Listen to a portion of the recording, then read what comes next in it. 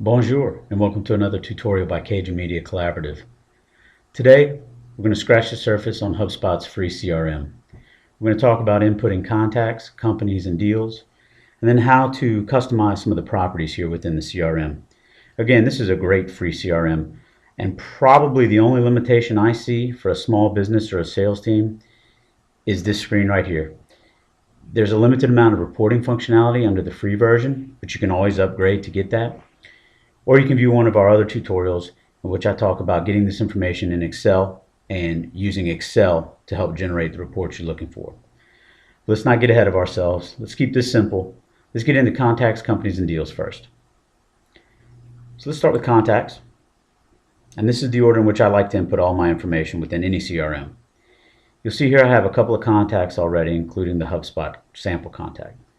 So let's go to Add Contact. And I've been working with a guy named Kane.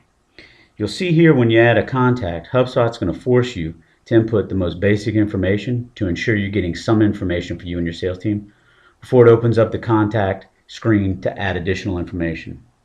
So me and my buddy Ryan, we've been working with Kane. And his email is kane@co.co. First name Kane, last name Bob. And the HubSpot owner is actually my business partner, Ryan. Kane's job title is lead purchaser. And his company name is co.co. If you scroll down further, you'll notice a few more mandatory fields. And you can change these through customization. We'll touch on that later. And here, we've already connected. Matter of fact, Kane and I just had lunch to talk about this opportunity. So let's create contact. And here's the contact screen. You'll see on the left here it has all the information I just input. I'm going to go all the way down. No deals. And Kane Bob's company here. What's a really cool feature about HubSpot is if it's a company that has a legitimate website and has public information available, HubSpot will try and pull that information here, which you'll see in the next screen for companies. Right now, let's focus on this.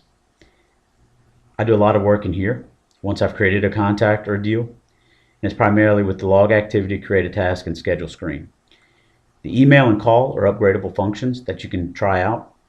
I find log activity is a great tool, so everyone on my team is aware of who's talking to whom and what needs to get done next. We'll come back to that when we get into the deal section. So let's go create the company now, co.co. Hey, well, what do you know? It's already created for us. Because we took the time to input that into the contact screen, HubSpot's made the assumption that, hey, this didn't exist here before. I bet you this guy's going to want to put it in next. And they're right. So let's click on it here.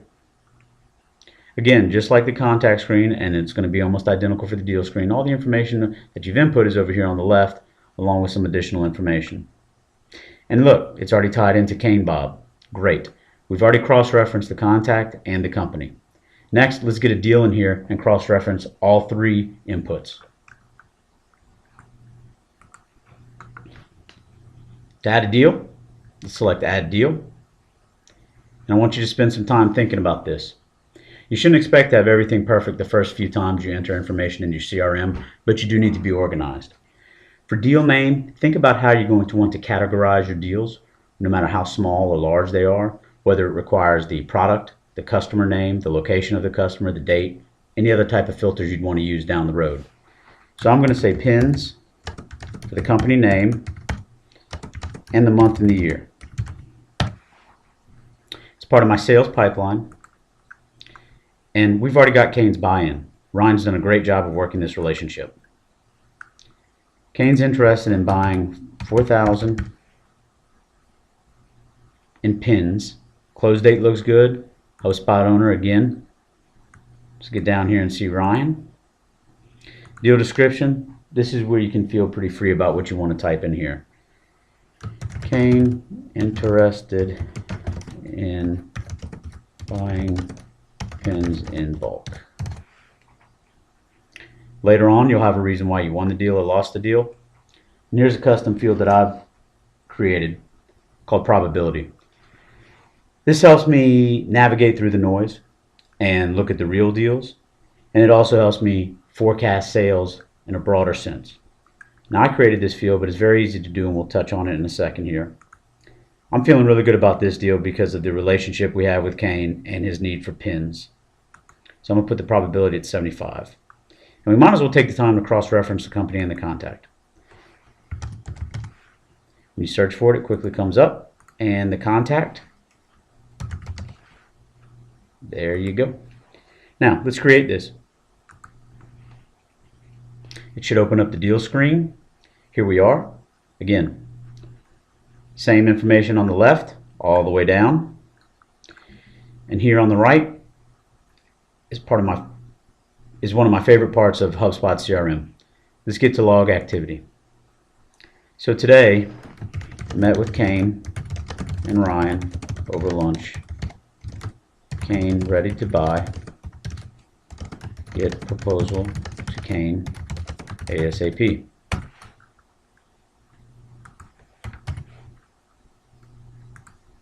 Sorry for the edits here. Okay.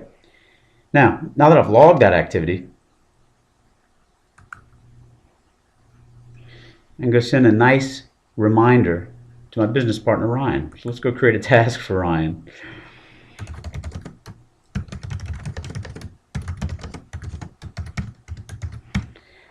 HubSpot's awesome.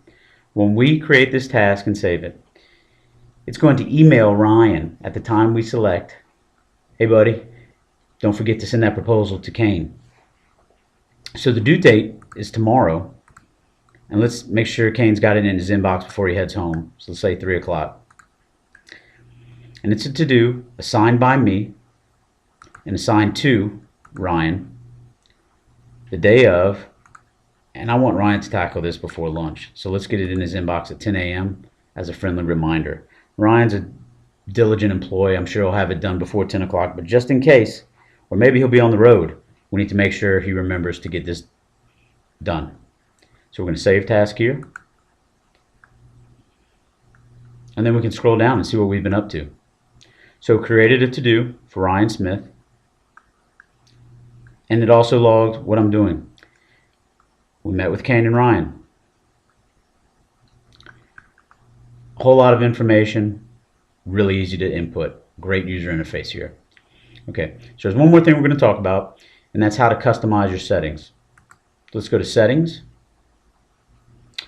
And look here, Contacts and Companies. You can manage what your team's going to see when they open a contact, and you can manage what required inputs your team has.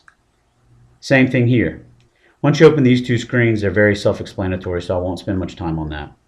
You'd also want to go find the same thing here under Deals, which will have the same options. Let's close that for a second and get into customization. Go here to Properties. You'll see Property Settings with 3 tabs: Contact Properties, Company Properties, and Deal Properties. Let me go into Deal Properties and show you a custom property that we created. Remember how I said I like to filter through the noise? Well, you see in the center column, last updated by. Here's one updated by me. That's because I created it. Go into probability. And now here's where you can edit this information. You can select drop down box, and then you can input the information you want here. So let's go create a new one. Let's create a property. We'll call it Time to Close. In description, estimated days to close. Group information, deal information, field type, single line text. That's not going to work. Let's do a drop down select. And our first label is going to be 5 days. Then we can add 10 days. Let's add one more. 15 days. That's it. Let's create it, and then we'll go check it out. All right, let's scroll down to the bottom and see if we have time to close. And there it is. Pretty cool. That's going to be it for this tutorial by KG Media Collaborative. If you have any questions, feel free to leave them in our comment section. Thanks for watching.